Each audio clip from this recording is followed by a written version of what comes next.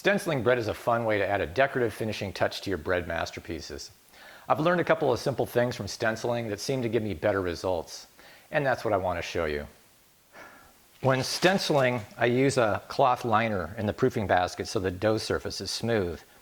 And so when the dough comes out of the basket, there's going to be some white flour on the surface of the dough. To get more contrast in the stencil design, I'm going to brush off some excess flour.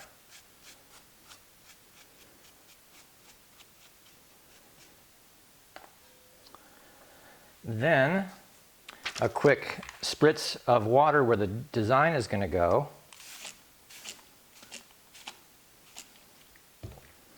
And this clay baker is straight out of a 450-degree oven, so I'm going to avoid spritzing the hot clay directly so as not to risk cracking it. Then I put on the stencil and sprinkle on just a little bit of flour. It doesn't take much.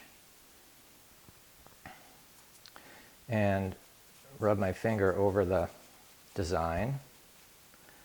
Didn't put quite enough on.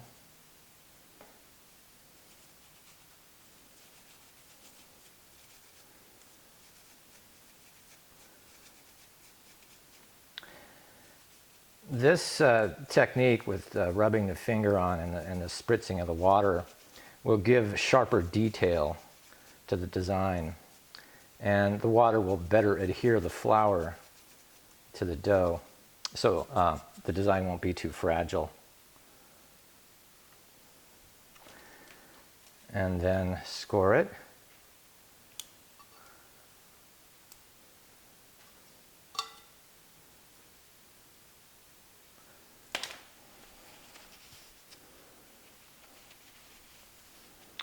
Put the lid on and back in the oven. So that was the first one. For this one, I'm going to use cocoa powder.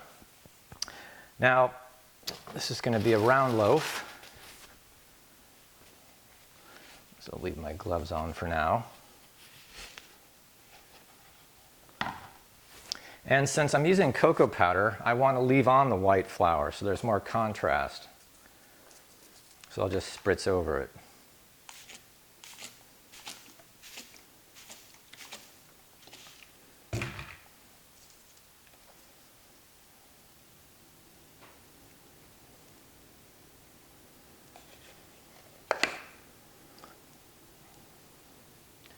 Besides cocoa powder, you can use beetroot powder or whatever you can think of for fun color combinations.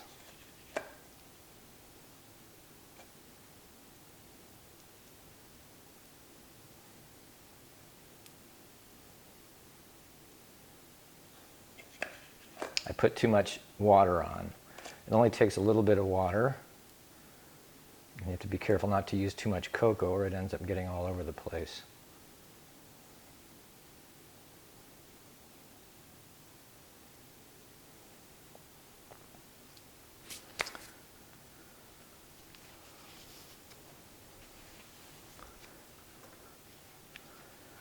And we need to score this one.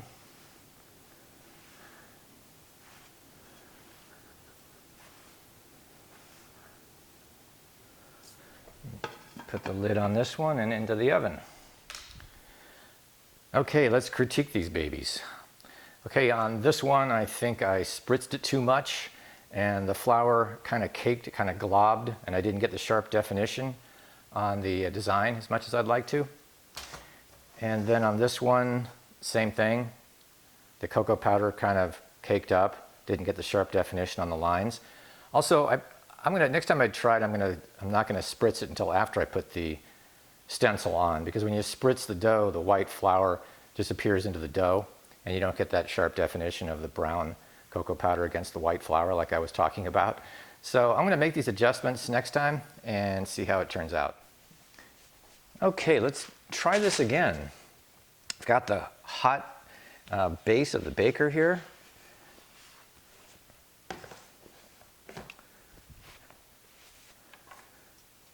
I'm going to brush off some of the flour. And this time I'm just going to try a quick one-time pass spritz. That was not very much at all. The nice thing about spritzing is the stencil sticks to the dough better, but then, like I pointed out earlier, you don't want it to too wet.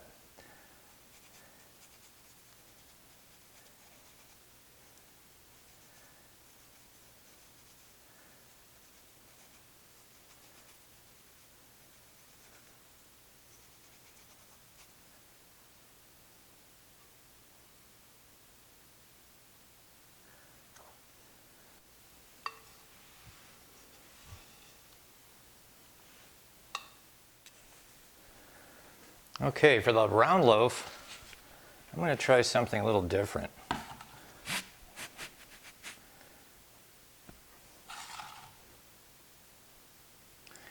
I'm going to spritz the back of the stencil and put it on.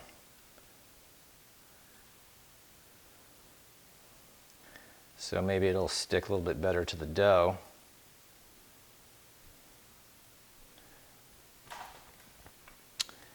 And then rub on the cocoa powder.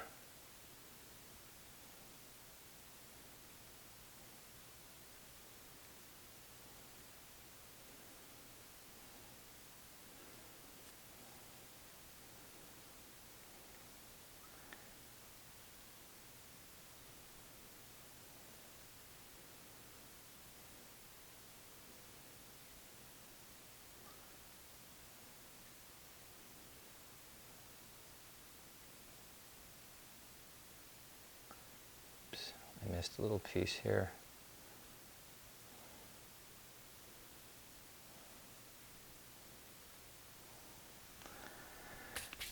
All right, looks a little better.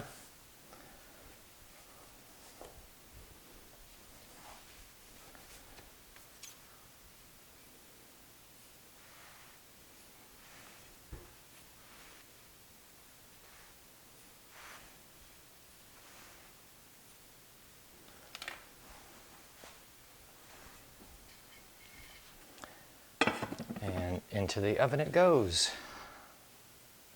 I think for the most part these came out better than the first two loaves with sharper definition. It helps to have a damp dough surface, not too wet.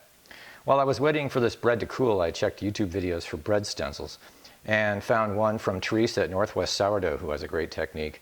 She wets the dough surface with a pastry brush and then dabs off the excess moisture with a paper towel before stenciling.